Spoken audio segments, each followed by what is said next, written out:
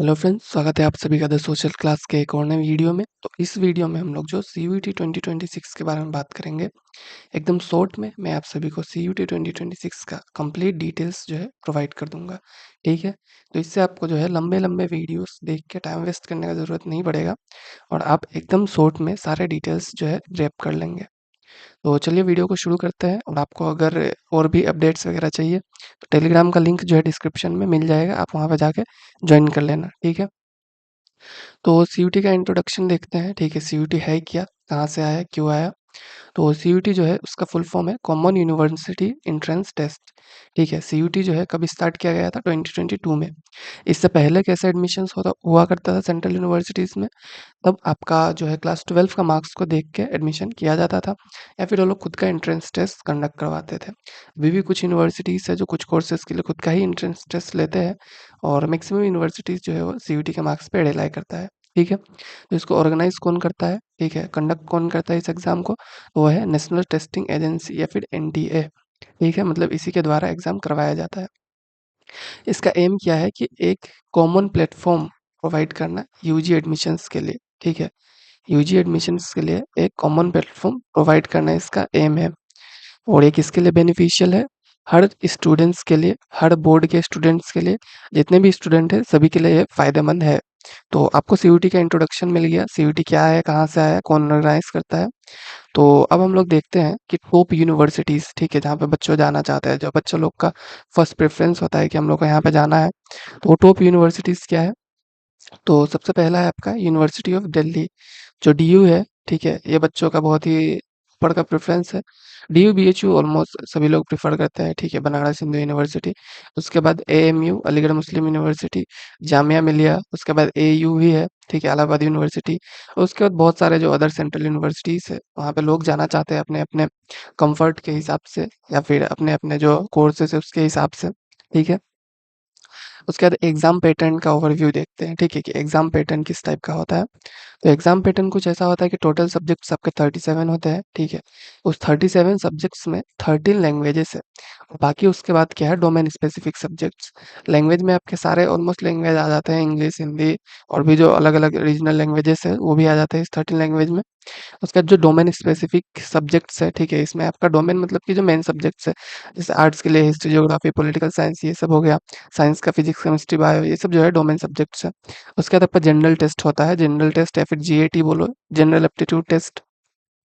ये मतलब आपका बहुत सारे कोर्सेज के लिए यूनिवर्सिटी का रिक्वायरमेंट होता है। ठीक है, तो क्वेश्चन फॉर्मेट क्या होता है, क्वेश्चन फॉर्मेट होता है आपका एमसीक्यू ऑब्जेक्टिव, ऑब्जेक्टिव टाइप का क्वेश्चंस आपको देखने मिलेगा। सीयूटी में कोई डिस्क्रिप्टिव क्वेश्चंस नहीं रहता है। ड्यूरेशन की बात करें तो 60 मिनट पर पेपर है। हर पेपर के लिए आपको 60 मिनट मिलेगा, मतलब हर एग्जाम के लिए, हर एक सब्जेक्ट के लिए। जैसे हिस्ट्री ज्योग्राफी आपने ऑप्ट किया है तो आपको 2 बार 60-60 मिनट का पेपर मिलेगा। ठीक है, मार्किंग स्कीम की बात की जाए कि मार्क्स कैसे दिए जाते हैं सीयूटी में, तो मार्क्स का हिसाब से अगर मार्क्स का देखा जाए तो करेक्ट आंसर आपने एक दिया है। ठीक है, तो करेक्ट आंसर के लिए आपको 5 मार्क्स प्लस मिलेगा।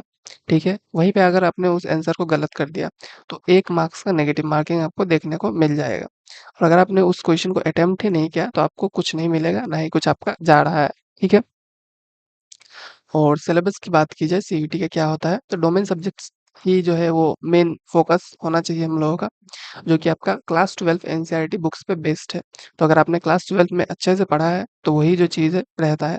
कुछ-कुछ सब्जेक्ट जो है, ठीक है, सम सब्जेक्ट्स लाइक जो इकोनॉमिक्स जैसे सब्जेक्ट्स हो गए, ठीक है, वो क्या होता है कि 11 के कॉन्सेप्ट्स भी इंक्लूड करते हैं। वो आप अपने सब्जेक्ट को देख लीजिएगा कि क्या वो 11 का इंक्लूड करता है, 1 या 2 ही सब्जेक्ट है। ठीक है, लैंग्वेज का क्या बात किया जाए तो लैंग्वेज में आपका रीडिंग कॉम्प्रिहेंशन, वोकैब्युलरी, ग्रामर, ये सब चीज़ों पे ज़्यादा ध्यान दिया जाता है। ठीक है, तो लैंग्वेज पे मैं कहूँगा कि रोज़ अगर आप क्लास 12 के स्टार्टिंग से ही थोड़ा-थोड़ा फ़ोकस करते हैं, तो आप एंड तक जाके ठीक-ठाक मतलब लैंग्वेज स्किल्स ले आएँगे। ठीक है, और उसके बाद जो ऑफ़िशियल सिलेबस है, उसकी बात की जाए तो आपको सीयूटी की वेबसाइट पे मिल जाएगा। एकदम आपको पॉइंट टू पॉइंट सिलेबस चाहिए, तो सीयूटी की वेबसाइट पे जाइए और आपको हमेशा उसी सिलेबस को रेफ़र करना है और कोई सिलेबस नहीं होता है। ठीक है, उसके बाद सब्जेक्ट सिलेक्शन की बात की जाए, ठीक है, मैक्स सब्जेक्ट, मैक्सिमम सब्जेक्ट्स आप कितना सेलेक्ट कर सकते हैं, तो वह है 5। ठीक है, 5 सब्जेक्ट मैक्सिमम आप ले सकते हैं।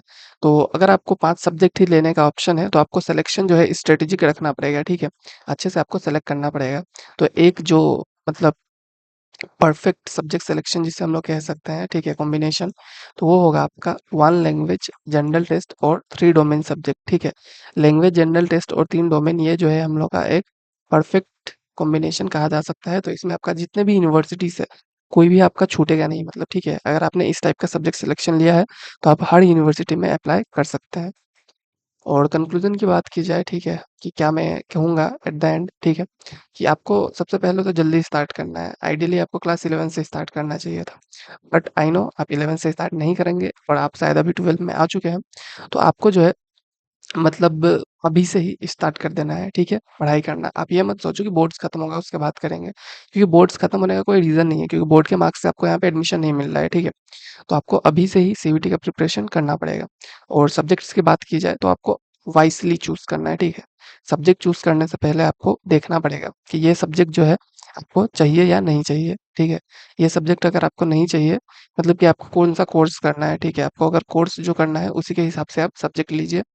और जो सीयूईटी है आपको टॉप यूनिवर्सिटीज़ तक पहुँचा सकता है अगर आप स्मार्ट प्लान करेंगे।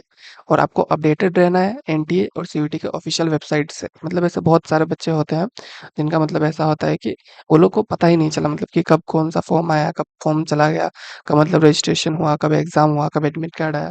तो इस तरह से आपको अपडेटेड रहना है। बाकी आप हमारे चैनल को सब्सक्राइब कर लेंगे तो भी आप अपडेटेड ही रहेंगे। यहाँ पे आपको सब कुछ मिलेगा, पर आप जो है वेबसाइट को विज़िट करते रहिएगा, ठीक है? और इसी तरह से आप अगर सीयूईटी के टिप्स, ट्रिक्स, स्टडी मटेरियल्स चाहिए आपको, तो आप इस चैनल के साथ जुड़ सकते हैं। साथ में आप टेलीग्राम चैनल को भी जॉइन कर लीजिएगा, वहाँ पे भी आपको सारे चीज़ें मिलते रहेंगे, ठीक है? तो आज के वीडियो में इतना ही। Thank you all.